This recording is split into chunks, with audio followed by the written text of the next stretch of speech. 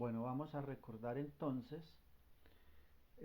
algunos conceptos que se habían trabajado en la clase anterior, básicamente lo que es el tamaño de una muestra, para las actividades que vamos a realizar el día miércoles 25 de octubre, dado que yo no voy a estar en esa fecha en el aula.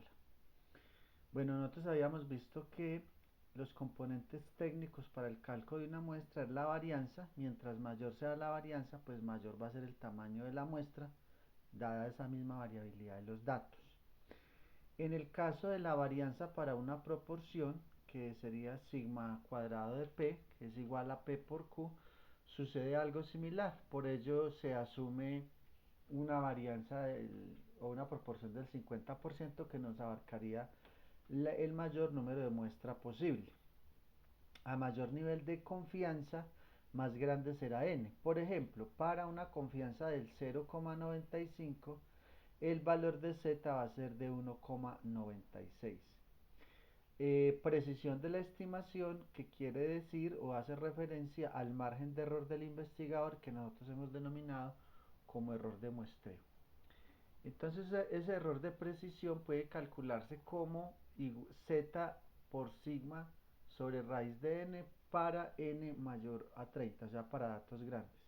Y para datos pequeños se hace la corrección con la raíz cuadrada de n, que es la población menos la muestra, sobre la población menos un dato, menos un grado de libertad. Habíamos visto dos clases de poblaciones para el cálculo de la muestra.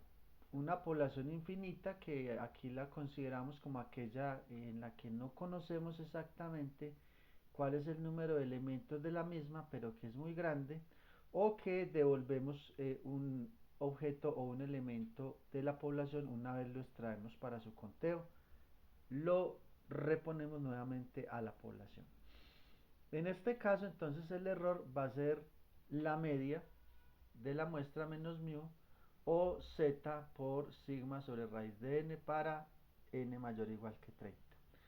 Vamos a recordar entonces que cuando tenemos una variable cuantitativa, la base de cálculo va a ser la varianza, que debe estar en las mismas unidades que la variable. Por ejemplo, si mi variable es kilos, peso en kilos, entonces la varianza también debe estar en kilos. En cambio, la proporción, como es un porcentaje, entonces p por q nos va a dar un porcentaje. Igualmente el error va a estar expresado en forma de porcentaje, mientras que el error acá deberá estar expresado en las mismas unidades que la varianza, ¿cierto?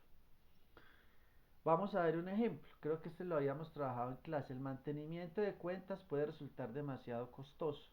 Si el promedio de comprar por cuenta baja de cierto nivel, el gerente de un gran almacén por departamento deseará estimar el promedio de lo comprado mensualmente por clientes que usan la cuenta de crédito, con un error de 2500. Entonces miren que aquí tenemos el error que está en las mismas unidades, ¿sí?, que la varianza, que está aquí, es la desviación estándar, que está en $30,000. ¿Sí? Entonces, ¿cuántas cuentas deberá seleccionar si se sabe que la desviación estándar es de 30,000? Entonces, ¿cuántas cuentas? Hace referencia a la muestra. ¿Cuántas debo sacar? Sabemos que para un nivel de confianza del 95, el z es de 1,96. Entonces, de acuerdo a la fórmula, los elevamos ambos al cuadrado, tanto el valor de z como en este caso la desviación estándar se eleva al cuadrado porque no es varianza, ¿sí? ¿Cuándo no elevamos al cuadrado? Cuando aquí diga varianza. Cuando diga varianza no se debe elevar al cuadrado. Y el error ya lo tenemos. Efectuando esa multiplicación y esa división nos dan 554 cuentas aproximadamente. El segundo ejemplo es para la proporción. Un auditor desea tener un nivel de confianza del 95% para que la verdadera proporción no exceda del 2%. Si la población es muy grande, ¿qué tamaño tendrá la muestra que va a tomarse si el auditor estima que la proporción de error es del 5%? Entonces aquí tenemos dos cosas, ¿cierto? Que no exceda el 2% va a constituir nuestro error de muestreo, y la proporción de error es P, es esta de acá. Entonces es del 0,5, por lo tanto su complemento va a ser 0,95. Y el valor de z sabemos que es 1,96 al cuadrado, y entonces nos dan 457 cuentas que deben de seleccionarse. Aquí hay unos ejercicios de práctica que ustedes pueden, para que realicen en sus casas y practiquen. Tenemos aquí el tamaño de muestra para una población finita, que quiere decir que nosotros realmente conocemos cuál es el tamaño de la población. Pues digamos que las más prácticas han sido estas dos, cuando tenemos la varianza, y cuando tenemos la proporción podemos utilizar estas dos de acá, no hay ningún problema. Entonces vamos a ver los ejemplos. Eh, si por ejemplo en la cuenta de créditos dijéramos que son 4000 cuentas, entonces tendríamos z al cuadrado, que sería 1,96 al cuadrado, n que valdría 4000. Recordemos que no tenemos varianza, pero tenemos desviación estándar, que es 30.000. Si la elevo al cuadrado me da varianza. Aquí lo mismo, serían 4000 por el error, que eran 2500 al cuadrado, 2500 dólares, más el z, que es 1,96 por la desviación estándar al cuadrado. Y eso nos da 486 cuentas.